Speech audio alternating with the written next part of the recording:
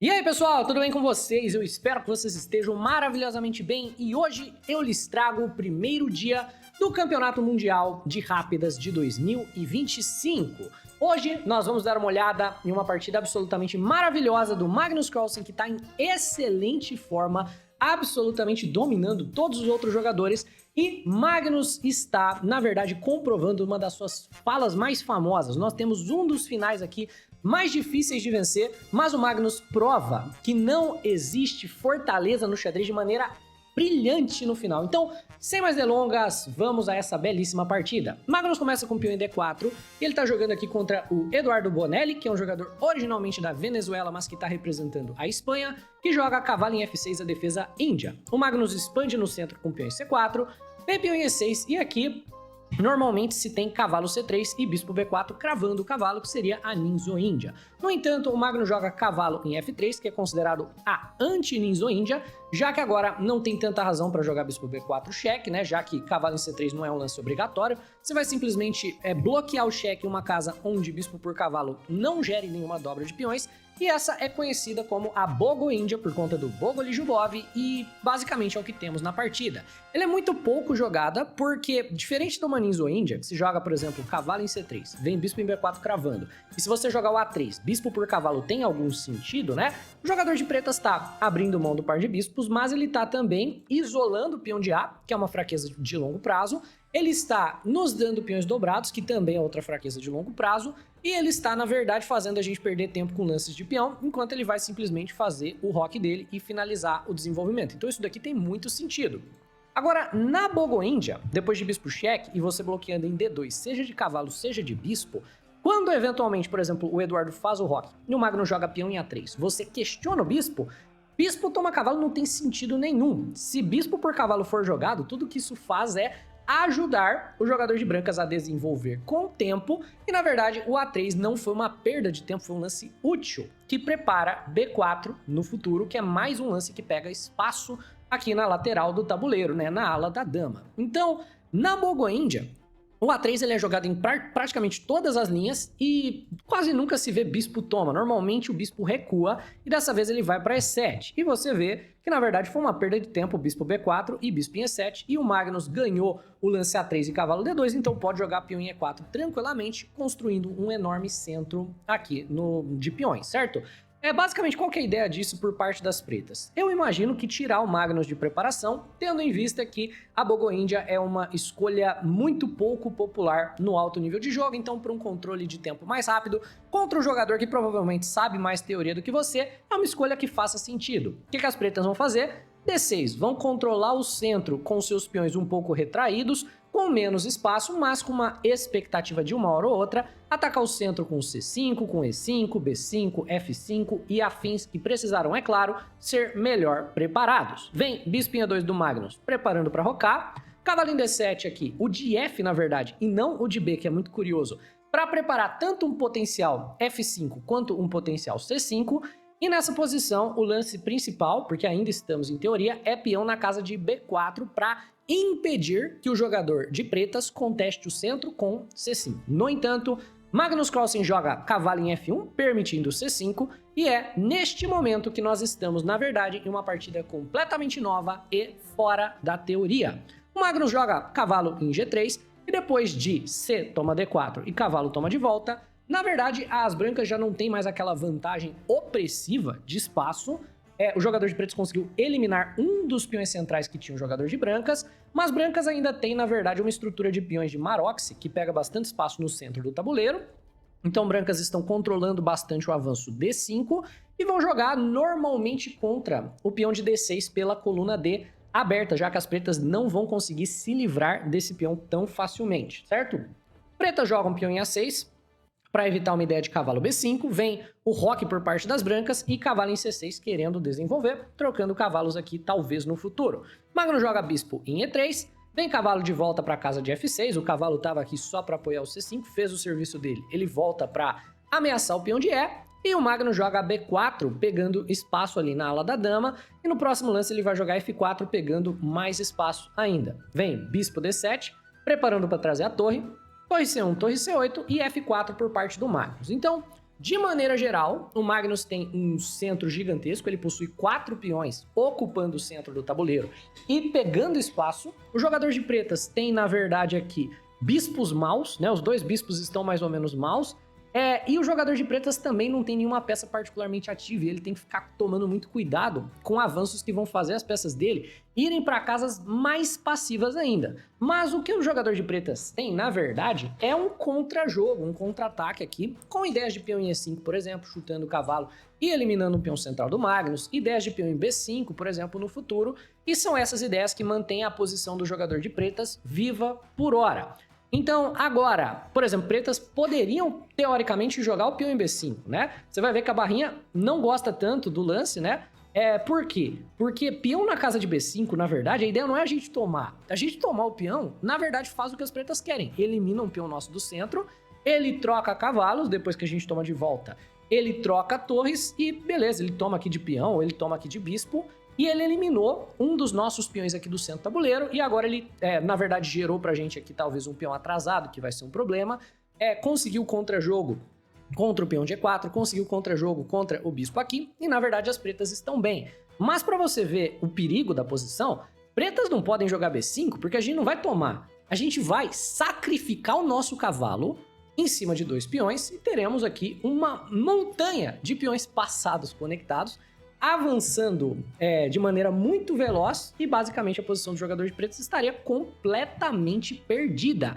E esse tema é um tema que nós teremos na partida logo logo. Então, torre em E8 do jogador de pretas, já que não dá para jogar o B5, né? Ele joga torre em E8, e o Magnus, já meio que ciente que o E5 tá vindo, tira o cavalo dali, para que o E5 pelo menos não venha com tempo no cavalo, e a gente possa responder a E5 com F5 talvez. Se o cavalo estivesse aqui, o E5 viria com tempo, ou teríamos que trocar, ou teríamos que tomar na casa de F5. Então, o jogador de pretas joga bispo em F8 para a torre poder ver a casa de E5, e o Magnus não vai dar tempo do E5 ser jogado, ele vai em frente e joga peão na casa de C5, como comentamos anteriormente, jogando contra o peão de D.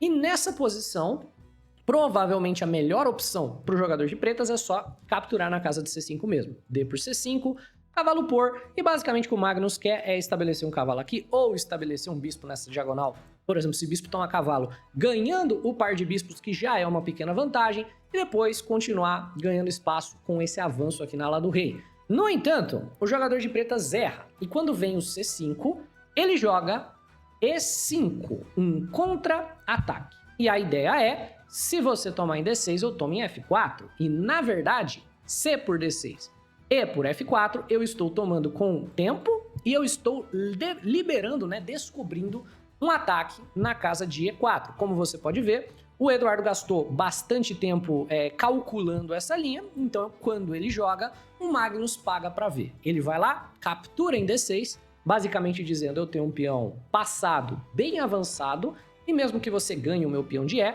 você acaba de abrir aqui os meus bispos e vai ser bem complicado para você quando o meu cavalo também entrar na casa de C5, né? Vem, peão toma, bispo toma, cavalo por E4 e cavalo por E4, seguido por torre por E4.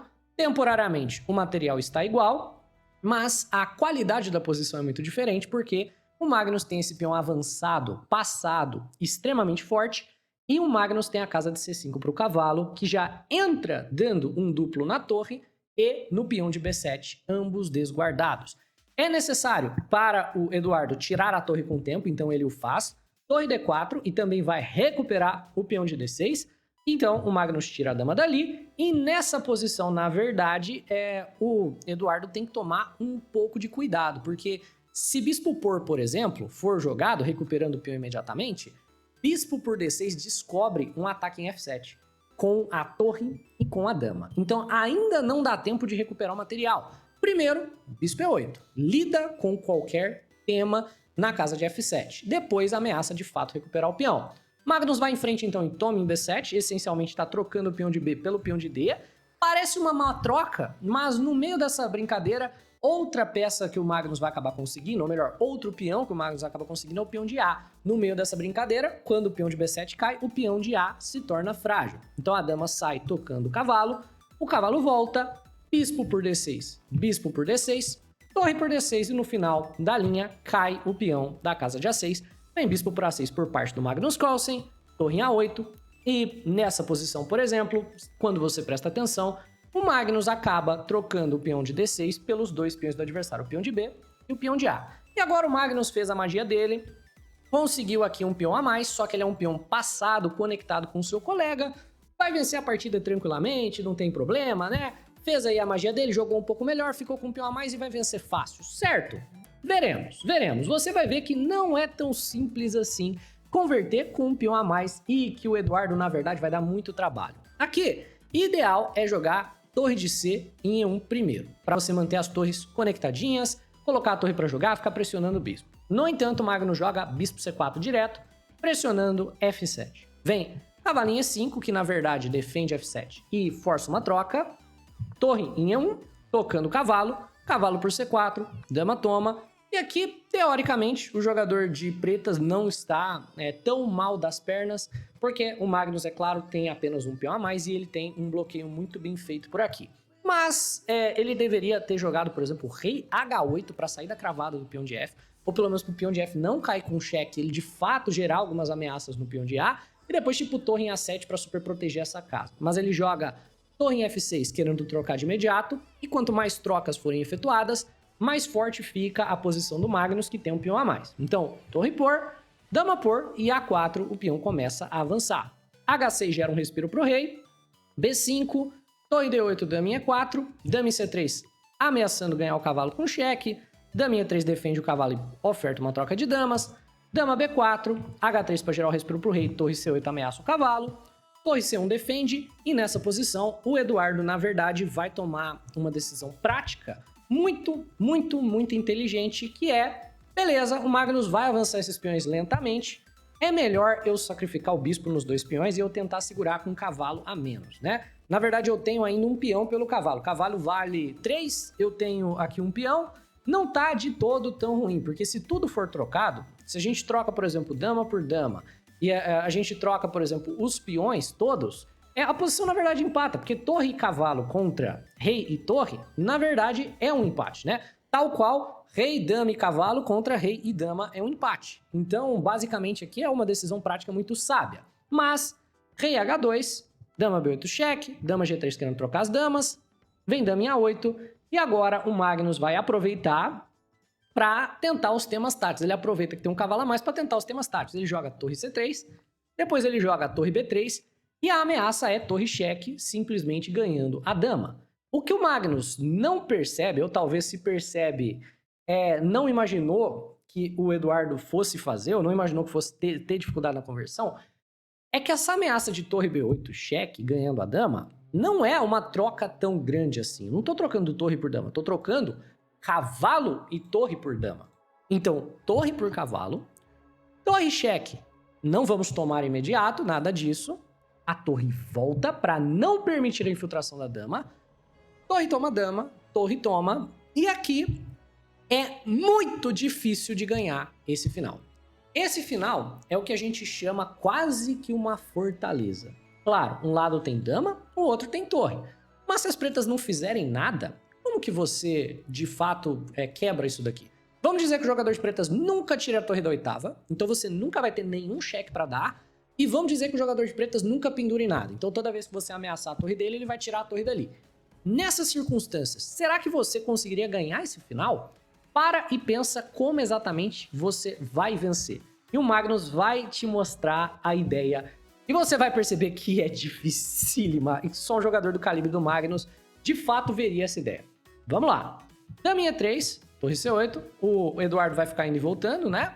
G4. Primeiro passo, expõe o rei do adversário. Se tiver cheques disponíveis, a torre pode acabar caindo. Se o rei dele tá seguro, não tem cheque, então a gente vai tentar abrir o rei do adversário trocando peões. O adversário não vai deixar. Com H4, né? Rei G3, F3, daminha E7, certo? E G5. O adversário, é claro, não quer que o rei dele fique exposto. Então, ao invés dele trocar, ele vai manter a posição fechada. H5 joga o jogador de pretas, o computador considera um erro, porque o computador vê exatamente o que o Magnus está vendo também, e é a ideia de que isso não é uma fortaleza de verdade. Mas só para demonstrar, né? Se, por exemplo, a gente troca peões, sei lá, a gente joga G6 aqui, empata na hora. Isso daqui não dá pra ganhar. Veja só como a barrinha vai pro 0, 0, 0, 0. Os peões são necessários. Então, manter peões no tabuleiro, jogar o H5, na verdade ajuda, porque esse peão vai nos ajudar, né, a apoiar alguns cheques futuros. Mas vamos lá. Rei E4, vem uma barricada de cheques, certo? Vem a barricada de cheques ali e a torre não consegue permanecer na oitava. A primeira coisa que o Magnus faz é expulsar a torre do adversário na oitava, controlando literalmente todas as casas que a torre poderia ocupar lá. Então, torre em E6, a torre fica defendida pelo peão, tudo certo.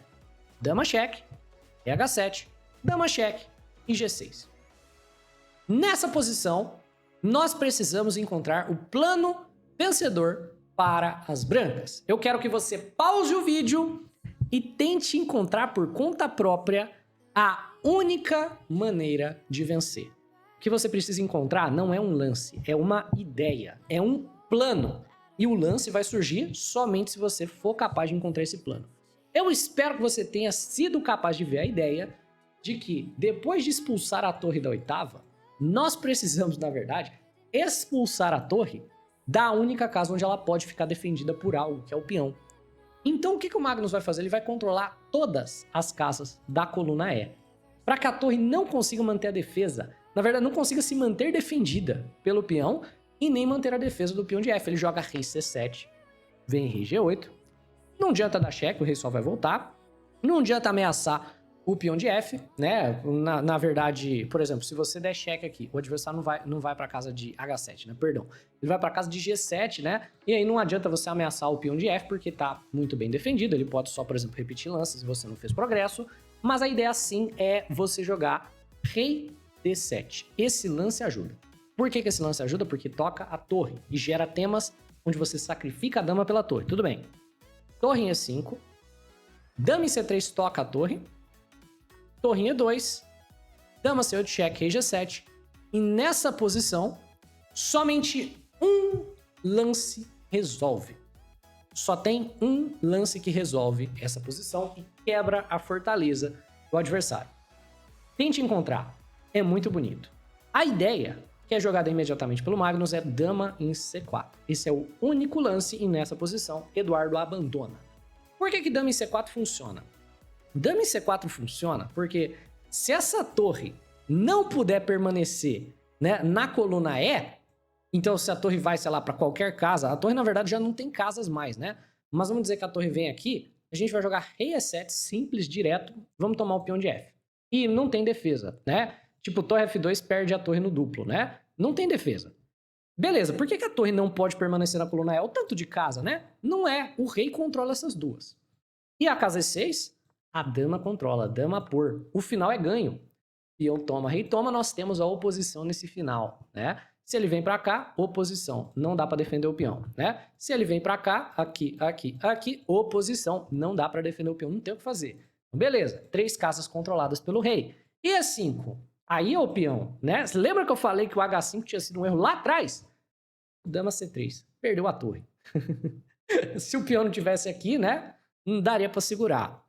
Tudo bem. E torre em E3? Mesma ideia. Dama cheque, né? Tá, a torre não pode permanecer onde tá. Não pode ficar aqui por conta do dama cheque. Não pode ficar aqui porque tá controlado. Aqui tá controlado. Aqui por conta do dama cheque. Aqui por conta do dama cheque. Em F por conta do dama cheque. Em B ou em A, em G ou em H, perdão, rei E7 ganha. Então, com o simples dama C4, o Magnus estilhaça a defesa do seu adversário e ele ganha essa partida. Vamos aos resultados aqui do torneio, né? O Magnus está, ó, esses são os resultados até o momento. O Magnus está em primeiro lugar, empatado com Arjun Erigaisi, Maxim Vachier-Legrave, Artemiev e Gukesh Domarajo com 4,5 pontos. Amanhã o torneio continua, eu vejo vocês lá. Espero que vocês tenham gostado. Se sim, deixa o like no vídeo, se inscreve no canal. Um abraço e até a próxima.